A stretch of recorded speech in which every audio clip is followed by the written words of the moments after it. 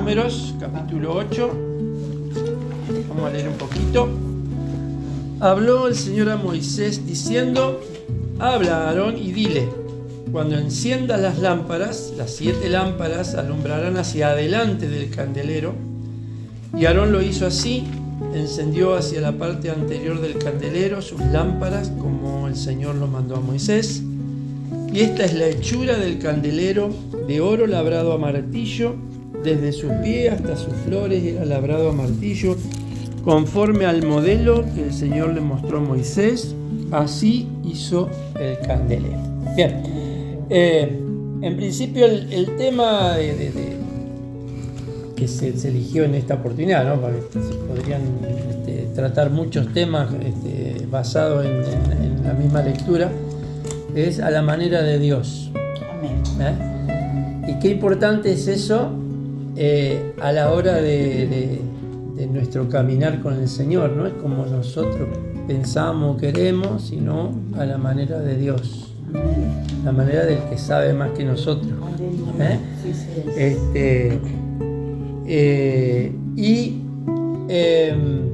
En todos estos capítulos, capítulo 8, 9, hasta el 12, 16, para esta lectura, se nos habla de varias cosas que tienen que ser hechas a la manera de Dios. Amén.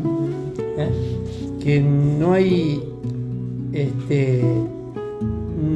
hay lugar para que a veces pensemos: no, yo quiero hacerlo de esta manera, o yo lo siento de claro. Aunque eso no está del todo mal, pero ahora vamos a ver, porque al final quiero compartir algo que descubrí acerca de la menorá. Esa lámpara de 6 brazos y uno central, que en lo que leímos recién, Aarón tenía que encender todas las mañanas, todas las tardes digo. La menorá se encendía todos los días, no es que se encendió una vez y ya quedó para siempre. La lámpara había que encenderla hasta que se termine el aceite. Al otro día se volvía a poner aceite, se volvía a encender. Porque por ahí dice que tenía que arder o estar encendida permanentemente. En realidad el permanente significa que todos los días había que encenderla. Eso también tiene un mensaje para nosotros, ¿no? El punto acá es que dice que Aarón lo hizo así, como el Señor lo mandó. A la manera de Dios. Dice Isaías: porque mis pensamientos no son vuestros pensamientos, ni vuestros caminos mis caminos, dice Jehová. Esa es la realidad. No quiere decir que en algún momento nosotros tenemos que alinear nuestro pensamiento con los pensamientos de Dios. Dios le está diciendo esto a un pueblo que obviamente se había apartado y que estaba yendo por sus propios caminos. Entonces tenía que decir: miren, tus caminos no son mi camino, tus pensamientos no son mis pensamientos. Es un llamado para volver y que realmente los pensamientos de Dios tomen el lugar que necesita en mi corazón, en mi mente. Pablo decía: renovaos en el espíritu de vuestra mente. Porque entonces, cuando esos pensamientos de Dios ocupan nuestra mente, no vamos a tener lugar para el desánimo, para el cansancio mental, para tantas cosas que todos los días vienen a nuestra vida, y es porque justamente no estamos viendo o pensando como piensa Dios.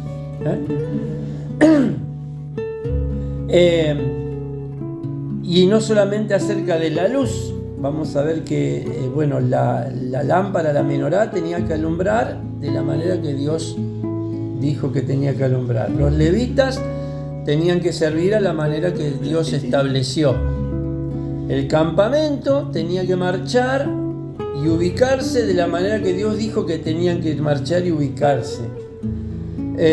Moisés era el líder porque Dios lo puso como líder.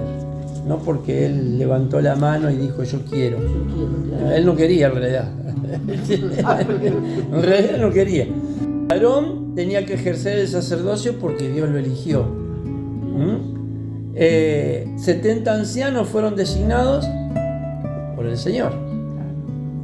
El pueblo tenía un alimento, el maná, alimento del cielo, que murmuraron y no se conformaron, querían carne,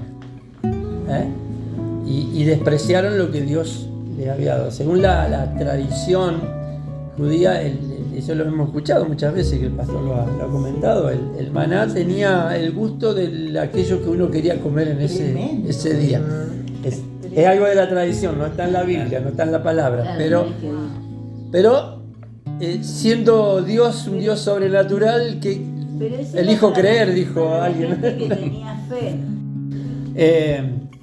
La nube determinaba cuándo avanzar y cuándo detenerse. Cada vez que la nube se alzaba, levantaban campamento y marchaban. Y cada vez que la nube se detenía en un lugar, ahí acampaban. La menorá, no alumbramos a nuestra manera.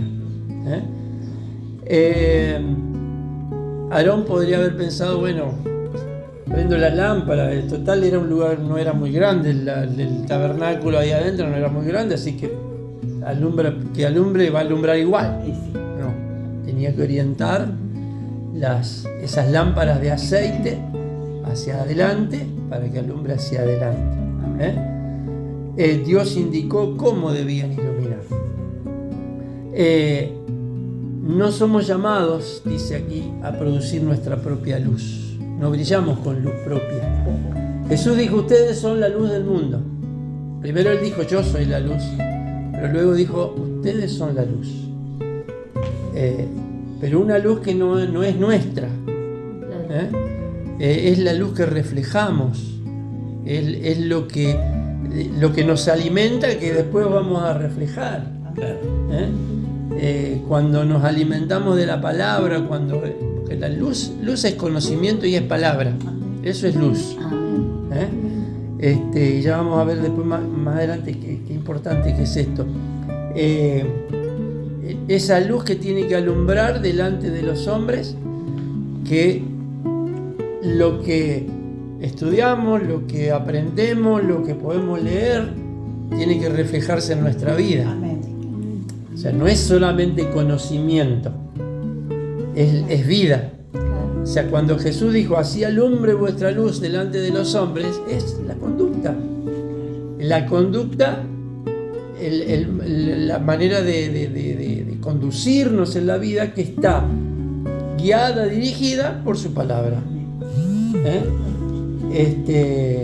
¿Por qué vos no decís mala palabra? ¿Por qué vos no mentís nunca? Porque la palabra me enseñó. Porque la palabra me moldeó. Recién Marta decía, la palabra es la que rompe todas las cosas que tenemos. Y cuando permitimos que esa palabra trabaje en nosotros, cuando comemos esa palabra, porque no es solamente que la leemos y bueno, como leemos una revista, ¿cómo? Trae la convicción. Que trae convicción, que esa palabra se hace carne en nosotros. Entonces es ahí cuando, indefectiblemente vamos a alumbrar, porque esa palabra está afectando nuestra conducta. Afecta nuestro pensamiento, nuestro hablar y nuestro caminar. Y entonces ahí donde estamos justamente alumbrando a la manera de Dios. No estamos llamados a exaltar nuestra idea, nuestro ministerio, nuestra capacidad. Toda verdadera luz debe apuntar hacia Dios. Jesús dijo, yo soy la luz del mundo. La función de la menorá era señalar a la luz verdadera. Y todo lo que hacemos, todo lo que decimos, todo lo que si en algún momento nos toca predicarle a alguien, hablarle del Señor, todo tiene que apuntar a Él. Todo tiene que apuntar a Él. en segundo lugar, los levitas. A partir del versículo 5 de la lectura, dice: Jehová habló a Moisés diciendo: toma a los levitas de entre los hijos de Israel y haz expiación por ellos. Y bueno, le enseña todo lo que tenía que hacer, todo lo que tenían que hacer los levitas para poder entrar al servicio. Nuevamente, no es cuestión de que yo levanto la mano porque quiero, a mí me gusta hacer esto o lo otro. Es Dios el que los elige. Y los elige, ya lo dijimos en algún momento, en reemplazo de los primogénitos. Porque los que iban a dedicarse al sacerdocio eran los primogénitos de cada familia. Después del pecado del becerro de oro, eso cambia. Y Dios elige a los levitas porque son los levitas justamente los que defienden, los que se ponen en contra de la idolatría del becerro de oro. Entonces, por eso hay un intercambio ahí, los levitas por los primogénitos, porque en realidad eran los primogénitos, el diseño original era de los primogénitos.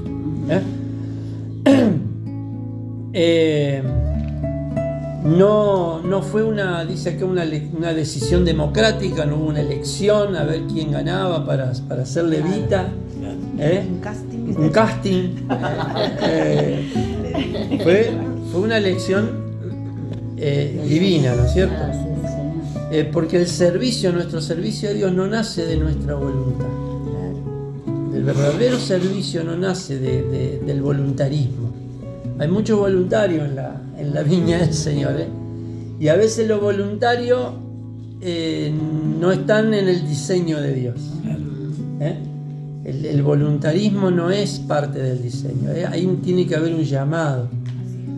Cuando hay un llamado y la persona responde, eso es lo que Dios quiere. Así como a veces no escuchar el llamado, Dios te está llamando y no quieres ir, es lo mismo de grave que ir y meterse donde Dios no te llamó. Eso es lo mismo, nada más que a la inversa. Uno no tiene que meterse si no está convencido de que Dios te está llamando a hacer o decir tal cosa.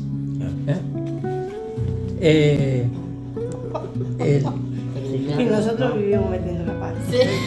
Y a veces metemos la pata justamente por eso, porque somos humanos.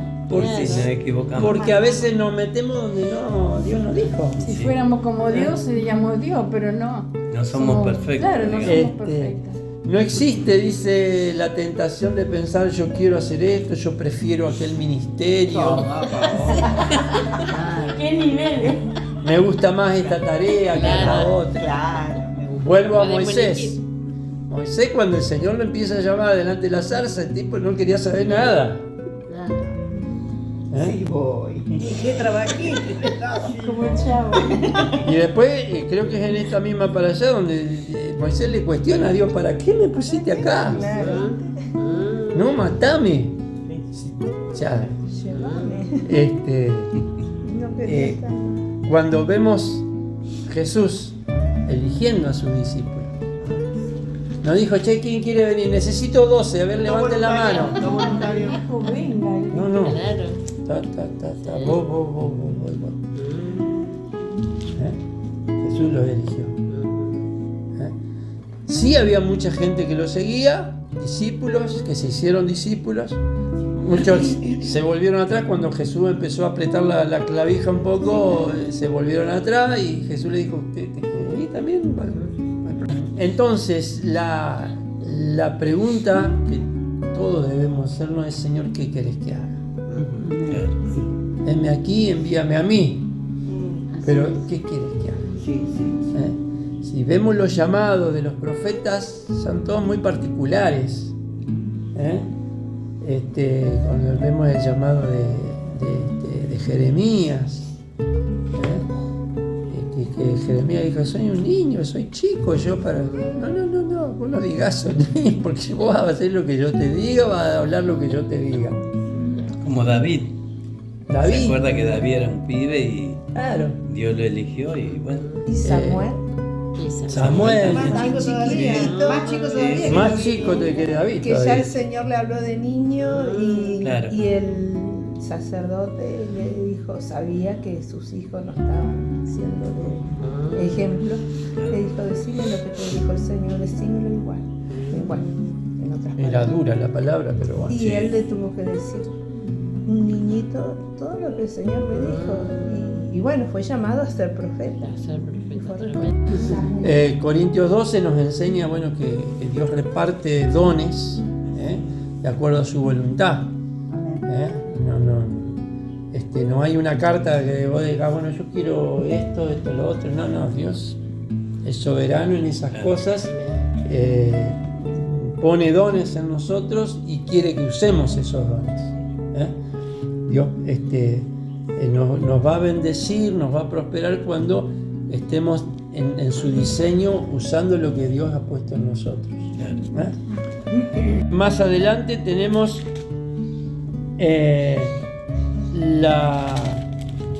un poco el capítulo 12 donde María y Aarón murmuran contra Moisés, cuestionando el liderazgo. Eso es lo que no tenemos que hacer nunca, no cuestionar el liderazgo. Y el capítulo 12 dice que María y Aarón hablaron contra Moisés a causa de la mujer cusita que había tomado, porque él había tomado mujer cusita, o sea, una mujer que no era hebrea. Y dijeron, solamente por Moisés ha hablado el Señor, no ha hablado también por nosotros. Y lo oyó, no lo oyó Moisés, lo oyó el Señor. Si lo hubiese oído Moisés, por ahí Moisés dice, está todo bien, porque Moisés era manso. Pero lo oyó el Señor. Y interesante porque ellos estaban mal por cuestión de su matrimonio. ¿Por qué se tiene que casar con una cusita, alguien que no es del pueblo? Y en base a eso cuestionan el liderazgo.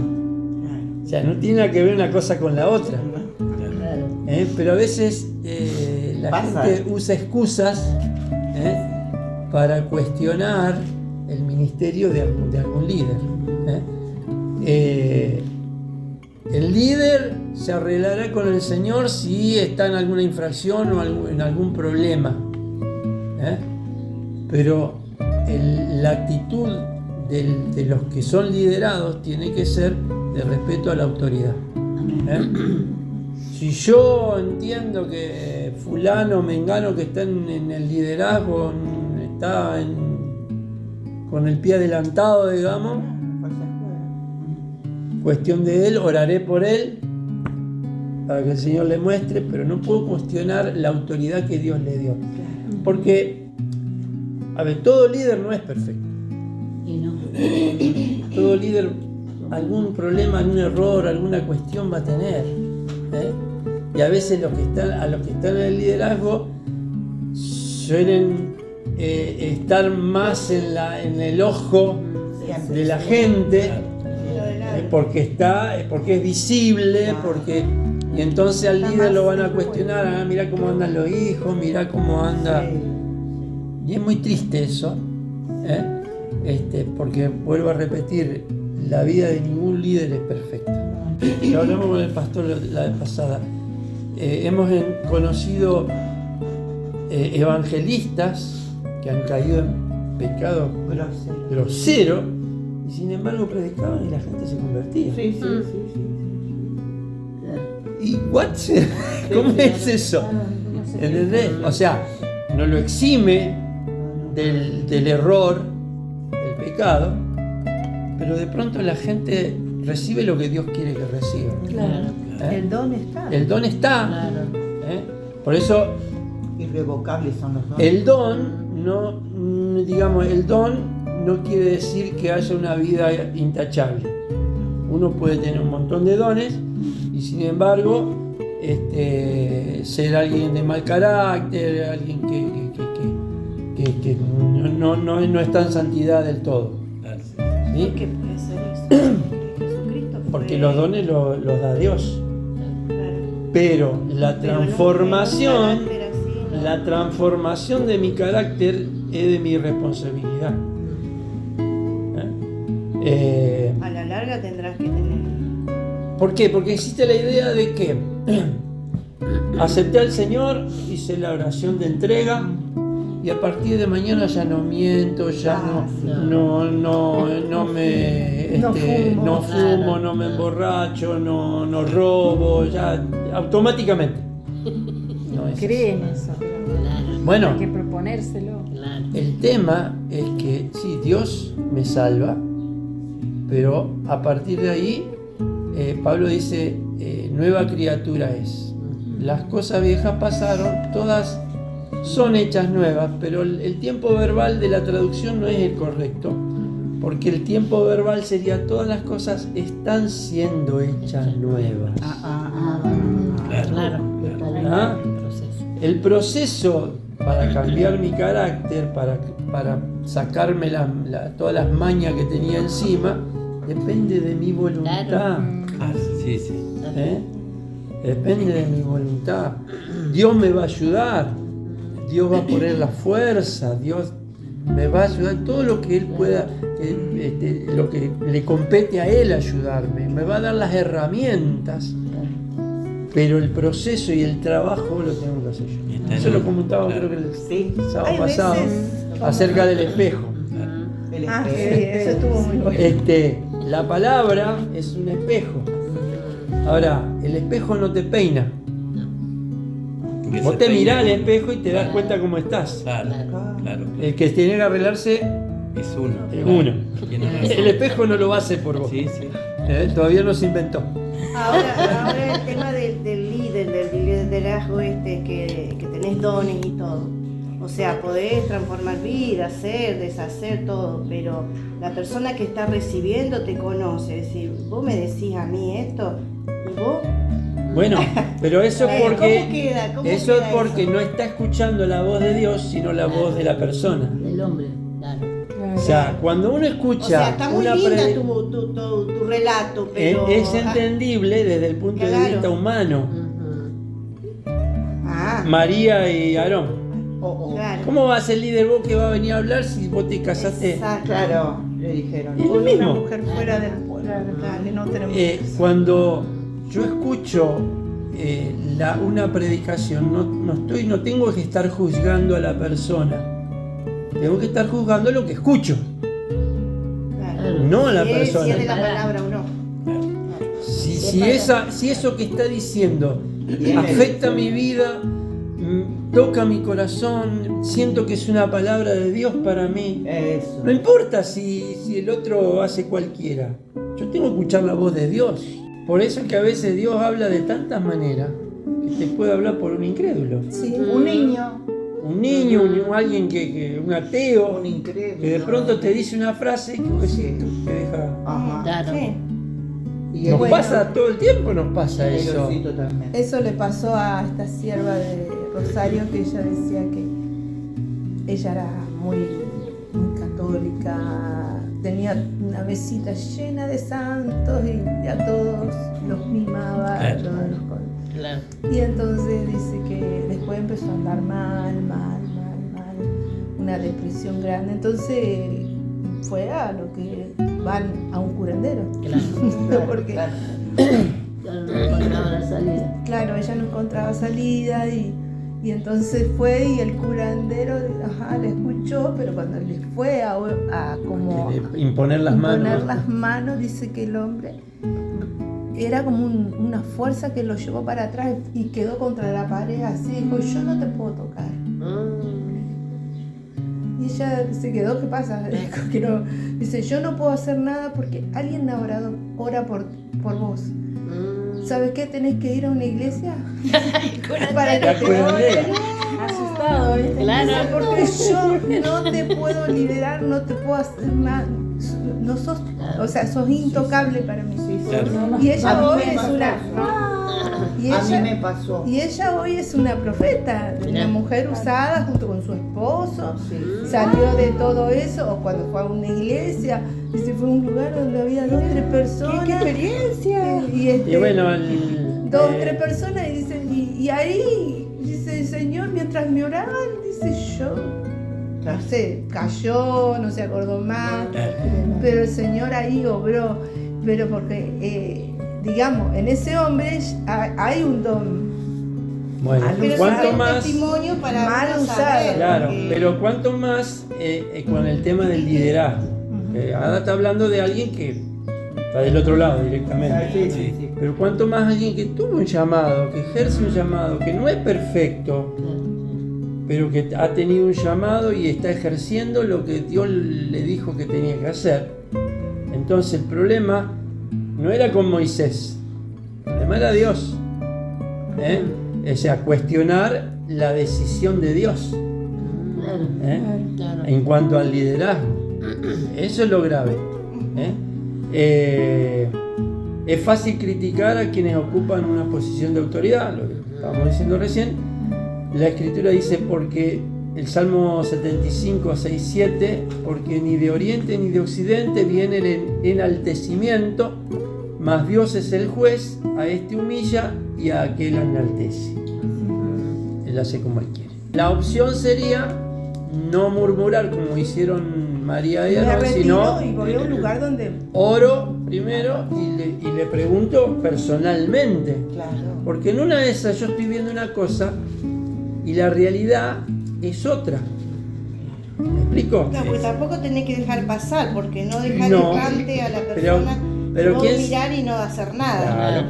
Pero de También. pronto la respuesta no sería ir y comentarlo con todo el mundo, Claro. Claro. sino directamente, bueno, te pregunto a vos, porque yo estoy viendo esto. Claro. Entonces ahí cambia la cosa, porque no estoy murmurando contra la persona, sino estoy hablando con la persona para preguntarle por Claro, qué, ¿qué pasa? qué pasa. Claro. Eso sería un acto de madurez muy grande. no ir con el dedo. No ir con el dedo acusador, sino ir con la persona, porque de pronto, por ahí también vemos el tema de las funciones.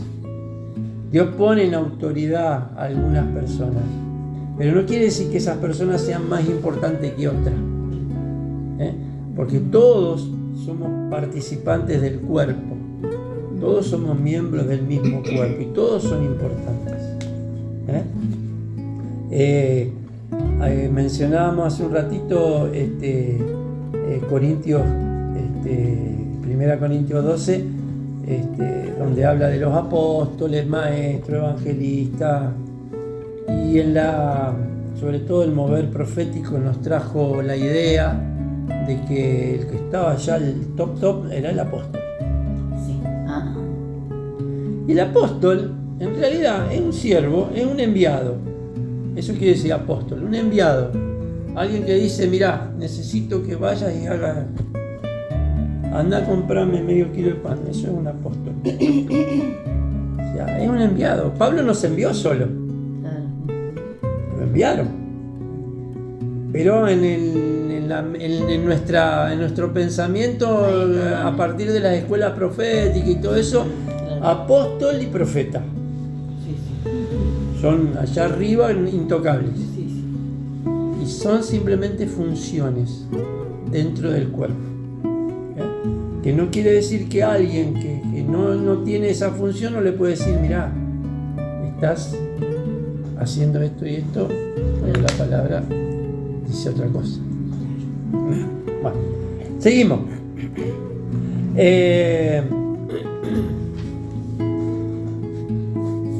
En cuarto lugar, la nube. No avanzamos a nuestra manera. En el capítulo 9 es donde dice,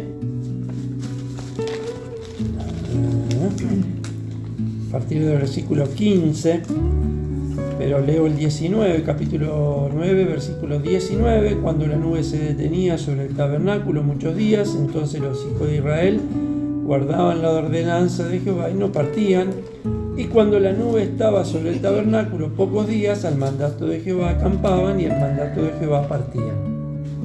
Es decir, la señal era la nube era la señal. Cuando la nube se levantaba, levantamos campamento y arrancamos. Cuando la nube se detenía, ahí paramos y acampamos. O sea, moverse bajo la nube. Qué bárbaro eso. Moverse cuando Dios se mueve. Es un poco lo que hablamos antes, ¿no? Nadie tiene que cortarse solo y adelantarse a lo que Dios quiere hacer o quedarse. Cuando Dios ya se movió para allá y yo me quedo acá. Alguien hace muchos años predicaba, ¿no? Imaginaba un matrimonio en el campamento hebreo que ya estaba cansado de que tantos partir, acampar, llegar, volver a moverse, volver a desarmar. No, claro. No, la próxima no quedamos. Basta, ya me cansé, me quedé en un lugar y se quedaron. Y claro, se fue la nube, se fue el campamento y ellos quedaron solos en el medio del desierto. Ya no había cobertura. No había. Y empezaron las alimañas, los bichos, el calor de día, el frío de noche, la falta de alimento, porque ahí no había maná, el maná estaba allá. Tremendo. Y ahí es donde se arrepiente, es más larga la La rebeldía. ¿Por qué? Porque estaban cansados de que de aquí para allá. Armar y desarmar. Claro.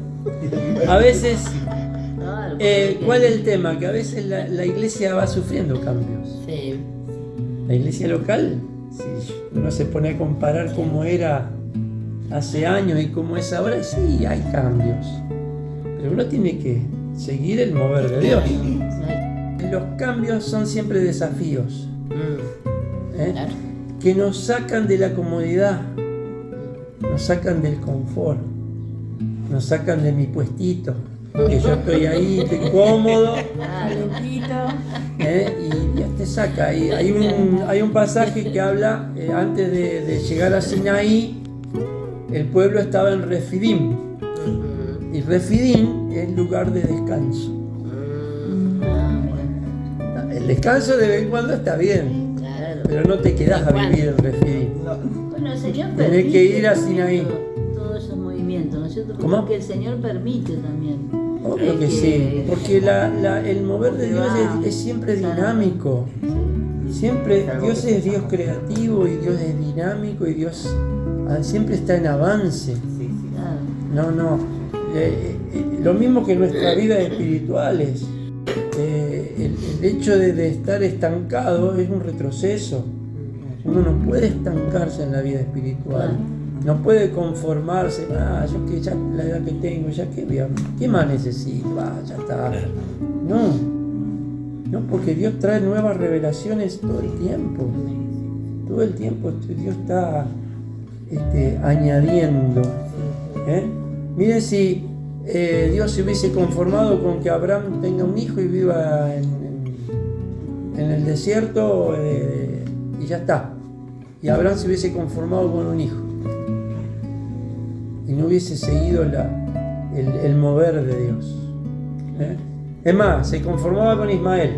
Ya está, ya tengo Ismael, no es de Sara, pero es mi hijo. Y ahí se trunca el plan de Dios. El diseño de Dios. Y Dios siempre te va a llevar a más. Claro. Dios siempre te va a desafiar con cosas que uno dice, uy, ¿esto cómo se come? Y vos ahora me querés que yo haga esto y si yo nunca lo hice. Todos pasamos por eso. Todos pasamos. Escuchaba que alguien decía que, podemos tener una mentalidad joven o una mentalidad vieja.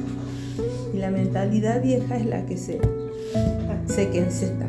Claro. Pero podemos ser viejos y tener una mentalidad joven porque permitimos que nuestra mente se siga renovando, se siga y nos sometemos a todos los cambios y no nos quedamos ahí. Entonces, Dios necesita que nuestra mente también, como dice, renovados en vuestro entendimiento, Amén. que se renueve como una mente joven. Pero claro, teniendo en cuenta que esos cambios también en la persona misma produce a Te veces pasa de hasta todo. estrés. A veces hasta estrés Sí, porque sí. al no entender vos hacia dónde te dirigís, hacia dónde te llevan los cambios, Por eso uno necesitamos- prefiere tener todo claro. Y a veces no tenemos todo. No tenemos. Y yo me he dado cuenta que yo jamás tuve nada claro. No, Es que Dios no te revela todo. No, No. hacia dónde voy, hacia cómo, acá. Si uno lee lo que dice la palabra, No. No, Dios no te revela de entrada no. todo el final o el propósito. Jesús le dijo por ahí a sus discípulos, miren, en el mundo van a tener aflicción, Claro. todo eso sí, pero hacia dónde Dios te quiere llevar Claro. no siempre está claro. Bien, la bendición está movernos cuando Él se mueve, ni antes ni después. En el quinto lugar, capítulo 11, cuando el pueblo murmura porque extraña la cebolla, los ajos, las verduras de allá de Egipto, que comíamos carne, Pepino. Fruta. y se olvidaron que eran esclavos. Me vuelvo. La cuestión es que el tema acá era la comida. Claro, la ¿Eh? comida. Y de nuevo, ¿quién es la que proveía la comida? El maná, Dios. Dios. O sea, cuestionar lo que Dios te está dando. ¿Eh? La queja contra el maná era en realidad una queja contra la sabiduría de Dios. ¿Eh? acá es donde Moisés se pone muy mal. Claro, Dios provee, pero queremos otra cosa. ¿Eh? Dios abre una puerta, pero queremos otra. No nos conformamos. Dios responde, pero no como nosotros queríamos. Dios siempre responde, Sí. no siempre como nosotros queremos. Claro. ¿Eh? Fíjate ahí en el versículo 11. Sí, bueno, eso es lo que comentábamos al principio, ¿no? Moisés diciéndole a Dios, ¿por qué has hecho mal a tu siervo? ¿Por qué no he hallado gracia a tus ojos? Me has puesto carga de todo esto, de todo este pueblo sobre mí. Concebí yo este pueblo, lo engendré yo para que me digas, llévalo a tu seno. No, son tu hijo, no mío. Ya se había enojado. Ya se lo. ¿De dónde No. conseguiré? Dice. ¿En dónde está? ¿Qué capítulo? Eso es el capítulo 11. Ah, bien. Cuando Dios finalmente envía codornices hasta que le salgan por las narices. Y finalmente hay una consecuencia para el pueblo que había despreciado lo que Dios le dio. Sí, fue terrible eso. A veces cuidado con lo que pedimos, porque a veces Dios te lo puede dar. ¿A qué precio? Cuidado con lo que pedís, porque Dios te lo puede dar. Y le dio carne, pero hubo una consecuencia. Murieron. Murieron mucha gente. Entonces, el recordar que Dios sabe lo que necesitamos, y Dios nos da lo que necesitamos, que no siempre es lo que nosotros queremos. Claro. Dios sabe de qué cosas tenemos necesidad, dice. Dios sabe de qué cosas tenemos necesidad, pero buscan primeramente el reino de Dios y todas las demás cosas serán Añadido. Claro. Claro. O sea, será añadido no mi capricho, mi deseo, no, lo que realmente Dios sabe que yo necesito. Claro. Que hace bien. El maná en el desierto, mirándolo así desde un punto de vista más humano, era algo práctico. No tenían que andar cosechando, no tenían que andar haciendo demasiado esfuerzo en una travesía que teóricamente le iba a llevar 40 días, 50 días. Y le tardaron 40 años por la rebeldía. Pero si hubiesen querido, en un par de meses estaban entrando en la tierra prometida. O sea, el maná duró mientras estuvieron en el desierto. Si hubiesen estado 2 meses en el desierto, bueno, Y comían entraban maná todos. y entraban todos. Claro. 40 años, algunos no llegaron. No, Exacto. En sexto lugar, el orden de marcha. Cada uno tiene su lugar. Así como tenían un lugar para acampar, no acampaban donde querían. Era todo alrededor, estaba el tabernáculo, alrededor acampaban los levitas. Lo hablamos el otro día, ¿no? De un lado Judá, de otro lado Rubén, del otro lado, bueno, cada tribu tenía su disposición. lo mismo para levantar el campamento y marchar. ¿Quién iba al frente? Judá. Judá, sí. Judá iba al frente. Judá iba. Es decir, esto no lo No iba decidieron cualquiera. No. yo primero. No. Ah, Dios estableció ese orden de marcha. Cada familia, cada tribu tenía su posición, y cada grupo tenía una responsabilidad. Lo vimos también en la parasha anterior. Los levitas no es que cada uno hacía lo que quería, sino cada familia de los levitas tenía a cargo una parte del tabernáculo para transportar. Nadie ocupaba cualquier lugar, nadie se iba donde quería. Cada uno tenía un lugar. Todo estaba organizado alrededor de la presencia de Dios. Y la enseñanza para la congregación es esa, justamente. No todos tenemos la misma función. No quiere decir que uno sea más importante que otro, sino que Dios establece ese orden dentro del cuerpo de Dios, porque no todos tienen el mismo llamado, no todos tienen los mismos dones o el mismo ministerio, pero todos son necesarios. Todos son necesarios. El problema es cuando uno quiere ocupar el lugar que otro ocupa, o lo que no le corresponde, o lo que no está establecido que es así. Entonces, Dios enseña cómo alumbrar, cómo servir, cómo liderar, cómo marchar, cómo esperar, cómo alimentarse. Y todo de acuerdo a su voluntad. Con respecto a cómo alumbrar, y la pregunta es, por supuesto, Señor, ¿qué quieres que haga? Tu diseño en mi vida, tu propósito, tu diseño, y realmente estar donde Dios quiere que esté. No quizá donde me resulte más cómodo, porque a veces donde Dios quiere que esté no me resulta cómodo, O donde a mí me gusta. o donde a mí me gusta. Exacto. Por lo general te pone donde no te gusta. Generalmente te pone a prueba de esa manera para que digamos, reconozcamos el señorío de Dios sobre nuestra vida. Donde tenemos que buscar dice la buena voluntad de Dios, agradable y perfecta. Señor, pero esto que estoy viviendo no es perfecto. Para mí sí, dice Dios. Es lo que vos necesitas. Y eso un poco me lleva al principio de esta porción, donde se habla en primer lugar de la menorá, que tenía que encenderse de acuerdo al diseño de Dios. Y la palabra es que dice acá cuando enciendas, en realidad el hebreo dice cuando eleves, cuando levantes.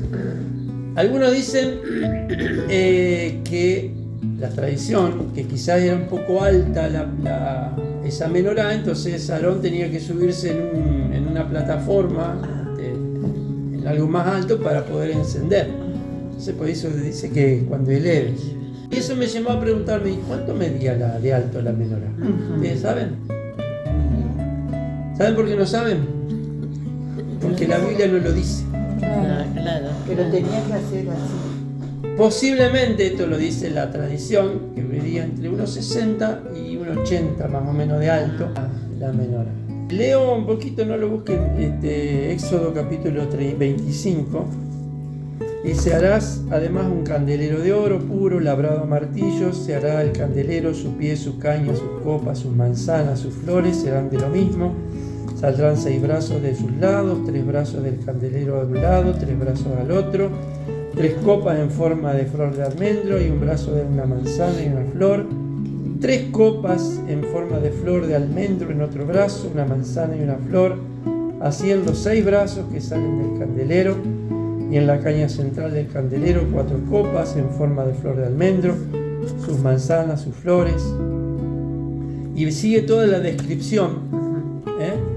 Y Más adelante, en Éxodo 37, dice que la menorá era de oro macizo, labrado a martillo, de una sola pieza.